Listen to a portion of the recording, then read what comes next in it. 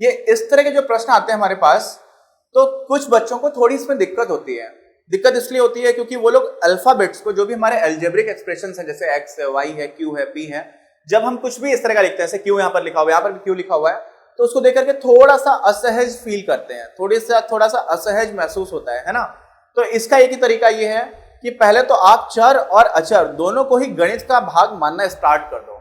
होता क्या है कि हम लोगों ने बचपन में ABCD पढ़ी होती है, अ आ ई पढ़ा होता है, और 1 2 3 भी पढ़ा होता है, तो उसमें जो ABCD है उसको हम लोग इंग्लिश का हिस्सा मानते हैं। जब आप उसको गणित का हिस्सा मानना स्टार्ट कर दोगे तो आधी समस्या तो वहीं से दूर हो जाएगी।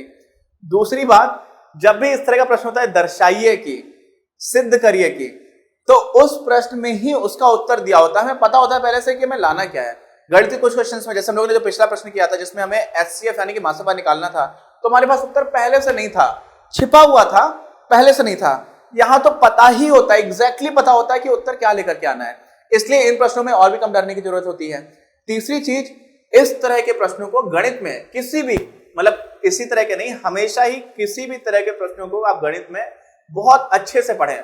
जो आप एक बार अच्छे से पढ़ लेंगे तो आपको बहुत क्लैरिटी मिल जाएगी। और चौथी चीज, जो आपको सिद्ध करना होता है ना, वही आपको हिंट देता है कि इस प्रश्न का को अप्रोच कैसे किया जाए। समझ रहे हैं आप? देखिए, इसका मैं आपको एक और रूप करके दिखाऊंगा, ठीक है। मैंने इंग्लिश मीडियम में भी एक चैप्टर पढ़ाया है, लेकिन वहां पर मैंने दूसरी तरह से नहीं किया है। मैं आपको एक और तरह से करके दिखाऊंगा, तो आपको समझ में आ जाएगा कि अच्छा, हमें किस तरह से जो सिद्ध करना है उससे हमें सहायता मिलती है। ठीक, क्या है इसमें? इसमें दिया हुआ है कि दर्शाइए कि कोई भी धनात्मक विषम पूर्णांक, कैसा पूर्णांक? विषम। और विषम संख्याएं क्या होती हैं? जिनमें 2 से पूरा पूरा भाग चला जाता है या नहीं जाता है, जिनमें नहीं जाता है, राइट। तो कोई भी धनात्मक, पहली बात तो हो गई धनात्मक, दूसरा क्या है? विषम, और तीसरी बात क्या है? पूर्णांक। ठीक है, वैसे सम और विषम पूर्णांक नहीं पढ़ते हैं, तो सिर्फ विषम नंबर से ही आपको समझ में आना चाहिए।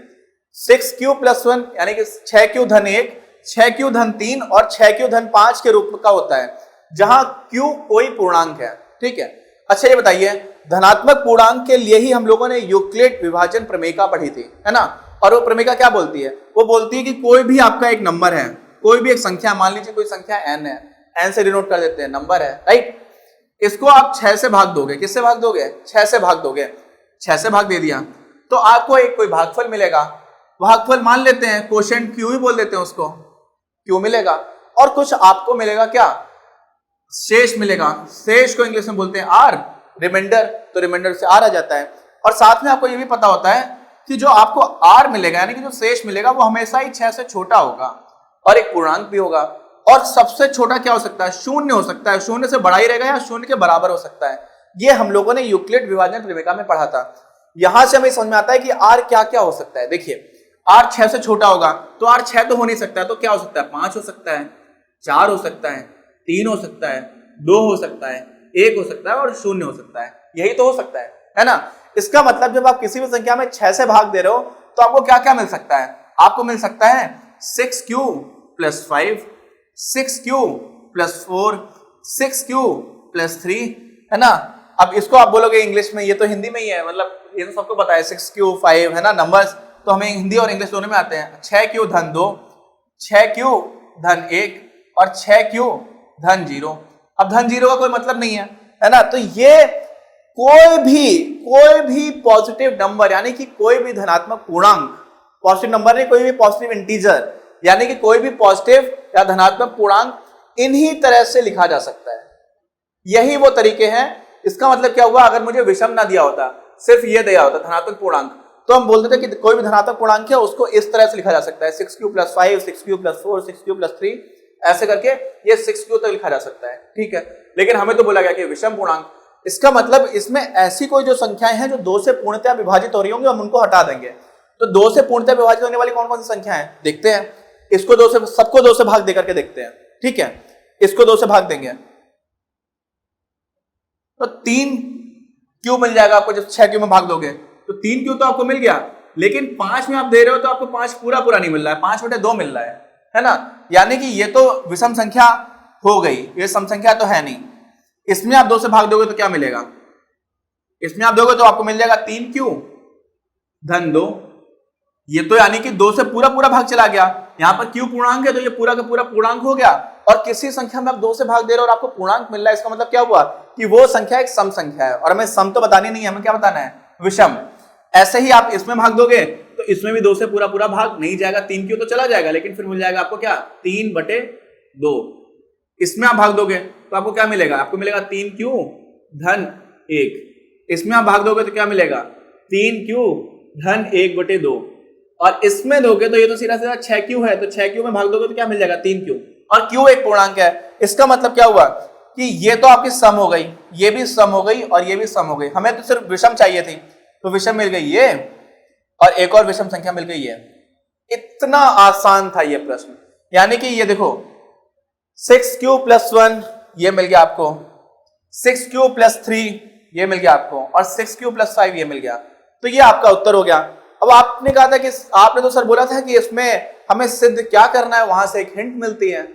ठीक है, कैसे मिलती है, तो यहां से तो समझ में आ नहीं रहा है। ठीक, मान लीजिए हमें यह दिया होता कि आप ये दिखाइए कोई भी धनात्मक विषम पूर्णांक 6q + 1 की जगह मान लीजिए मुझे दिया होता 4q + 1 या 4q + 3 के रूप का होता है ना। ये भी तो हो सकता था।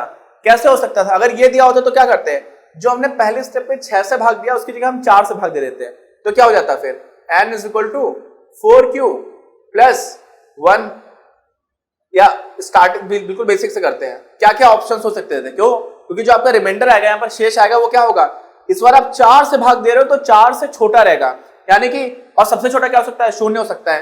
तो आपको 4q धन 1 मिल सकता है, फिर 4q धन 2 मिल सकता है, फिर 4q धन 3 मिल सकता है, और 4q धन 4 मिल सकता है ना, नहीं मिल सकता, क्योंकि ये हमेशा छोटा रहेगा यार, है ना। मैं कभी कभी एक स्टेप आगे बढ़ा देता हूं, कि देखता हूं कि आप लोग ध्यान से देख रहे हो या नहीं देख रहे हो, तो आप लोग समझा करो, जो मैंने पहले बताया हुआ था ना, हमेशा ध्यान से सुना करो, नहीं तो मैं कभी कभी गलत भी पढ़ा दूंगा, और मैंने गलत पढ़ा दिया और आपने गलत पढ़ा तो नुकसान किसका है, आपका नुकसान है ना। इसलिए ध्यान दिया करो कि मैं सही बोल रहा हूं या गलत बोल रहा हूं। ओके, तो अब देखिए यहां पर क्या बोला गया है, ये कोई भी पूर्णांक होगा धनात्मक पूर्णांक, तो वो इन तरह से लेकर के आ पाएगा। ये हमें कैसे पता चला, यूक्लिड विभाजन प्रमेय से, राइट। अब क्या करेंगे, अब ये करेंगे कि इसमें हमें कौन कौन सी विषम संख्या है, तो जिसमें 2 से पूरा भाग चला जाएगा वो तो सम संख्या होगी, तो ये तो आप हो गया आपका 2q।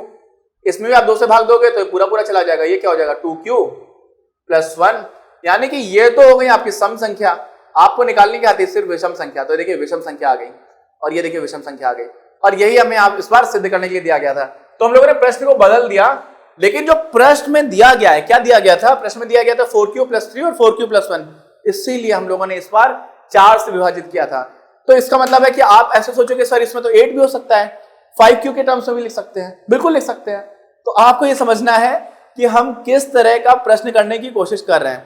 5 से करेंगे थोड़ा कॉम्प्लेक्स हो जाएगा, क्यों, क्योंकि 5 जो है वो खुद में एक कैसी संख्या है, 5 खुद में एक विषम संख्या है। तो यहाँ पर 4, 6, 8 ये तो बड़े आसानी से हो जाएगा। अब मैं आपको डायरेक्टली लिख के बता दूं, 8 अगर मान लीजिए 8 से आप डिवाइड कर रहे होते तो किसी भी विषम संख्या को किस तरह से लिखा जा सकता है, तो आप लिख सकते हैं 8q + 1, 8q + 3, 8q + 5 और 8q + 7, ये हो जाएगा। आपको भी समझ में आ गया होगा, बहुत ही आसान है ना। तो अपने अगले प्रश्न को हम अपने अगले वीडियो में हल करते हैं। अगर आपको ये वीडियो पसंद आया तो प्लीज इसे अपने दोस्तों के साथ शेयर करें, लाइक करें, आपके अपने चैनल अपनी क्लास को सब्सक्राइब करें और बेल आइकन को प्रेस करना ना भूलें। Thank you very much, have a nice day.